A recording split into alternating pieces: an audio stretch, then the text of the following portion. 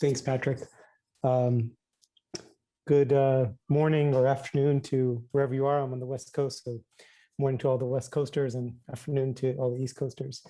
Piyush Gupta, internal medicine physician, and here recently joined the City Block team. Extremely excited to talk to you about City Block and looking forward to the discussion with everyone else. So go to the next slide. There's going to be a lot of discussion, I think, when we talk about the value-based world, about investment in primary care and investment in behavioral health and investment in social health, and rightfully so. But starting with the principles of why City Block was founded, it's the inequity of America's social infrastructure, and really focusing on that. While I agree it's a three-legged stool to take care of underserved communities and otherwise complex patients, the legs on the stool are not equal. And in a lot of cases, the majority of it is sometimes focused on that lack of social infrastructure. And City Block was made on that premise, right? So the City Block was made on the premise of the inequity of America's social infrastructure is really creating that disparate health outcomes. If we go to the next slide, the majority of solutions to date, to expand on that thought for a minute, the majority of solutions to date have been focused on what I call referral-based medicine, right? Even in primary care, we're referring out to specialists. Even in primary care, we're referring out to a social worker to address certain needs. It's not fully integrated into the system yet, right? And specifically in social care, I believe that we're just scratching the surface. The three things that everyone talks about is nutrition, transportation, and housing. But how do we address the deeper defects in society's fabric? How do we ensure that the communities that we engage with, they continue to be built up so we leave everlasting changes for generations to come? How do we build trust and transition from a referral-based medicine to a relationship-based medicine? And so we'll talk a little bit about that today. And I just wanted to highlight that I have the privilege to working with an amazing team that you're going to see on the right side of the slide here. Next.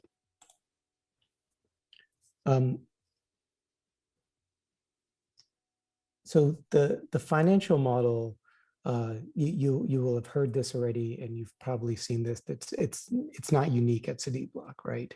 Invest in preventative care, reduce the total cost of care. And so we're able to capture the clinical savings as profit for City Block, which was continued to use to reinvest into future populations and future clinical delivery models. City Block is currently, I'm sorry, next slide. City Block is certainly growing in 3 years young, and starting in New York and expanding to Connecticut, Massachusetts, DC, and hopefully very soon North Carolina. Next slide. I know that our time is limited, so I'm going to skip over a few slides in here that I'm sure that you're already picking up on the theme of the conversation, but we want to deliver outcomes based on the continuum of our patients' needs, right? Next slide. This model takes a lot of work. This is not easy work. It's not for the faint of heart. So you have to start with a foundation of data integration. You have to capture that data from multiple sources, digital support tools to empower our frontline clinical teams that are the key pillars of that model. But we have to go further, as the data is only useful when it's actionable. Absorbing that data and creating clinical models that match our members' needs and desires are equally as important.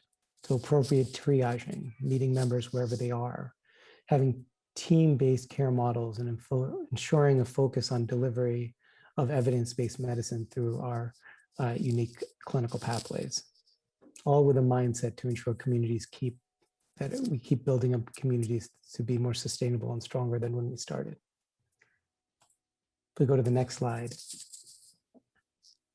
we believe that given the complexity and just the sheer number of members that we need to touch, we need to have a tech-driven approach. It doesn't have to be tech first. It doesn't have to be tech exclusive. I want to make sure I highlight that because not everyone is open to having a tech exclusive approach, but a tech-driven approach which will allow us to be more efficient and scalable, right? So having that member first door, whether it's in-person, home-based, or virtual, having integrated care, whether it's virtual or in-person or home-based, and so forth. Meanwhile, having that foundation, that backbone we call commons, our foundation population health tool to ensure our clinical teams have all the information they need to take care of that member. Next slide. The model needs to focus on a couple of key pillars, right? One is access, ensuring members can access care whenever they need. Two is confidence, ensuring members are confident in the quality of care they're receiving. And three, tied together, is the relationship-based medicine, right? Building trust to ensure our members' desires match our deliverance.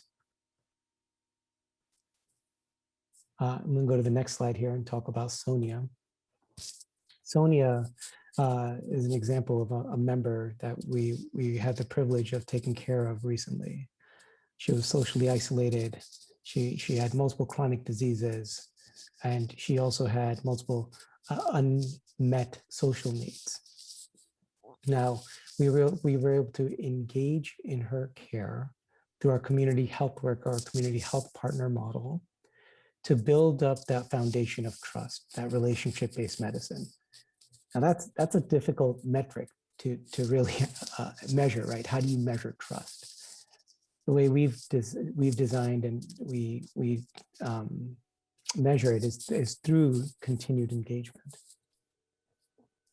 We were able to figure out through our home-based services what Sonia really needed by doing those home visits, by doing those home safety evals, by linking in with her friends and family that wanted to take care of her, but because of Sonia's various unmet clinical needs, it just wasn't happening. So ensuring that she had those basics of nutrition, food, respite, ensuring that she had long-term stay at a hotel during the COVID pandemic and securing permanent housing. But going a little deeper, right?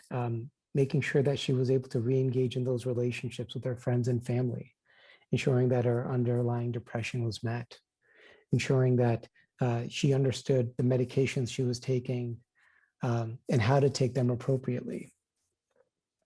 Through all of that, we were able to achieve a 20% reduction in, not in her case, but overall, by delivering such a care model, we're able to reduce that hospital utilization, able to reduce the monthly costs, and for Sonia specifically, able to ensure that we addressed all of her needs at home, and so she didn't need to have acute visits to the emergency room.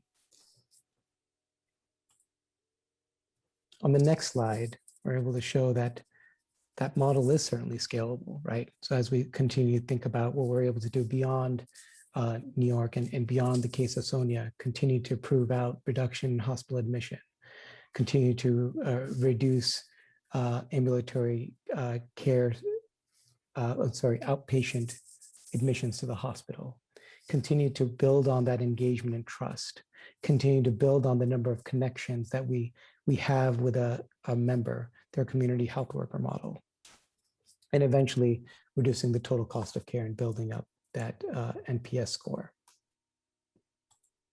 The note I'll leave you with before I turn it back to Peter is there are millions of patients and millions of members just like Sonia. And while there's, in my previous role at a private payer, there certainly is a lot of activity with Medicare and duals, but there is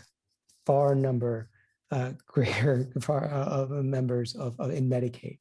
And so continuing to focus solutions on that population, I think is just unmet and an untapped market.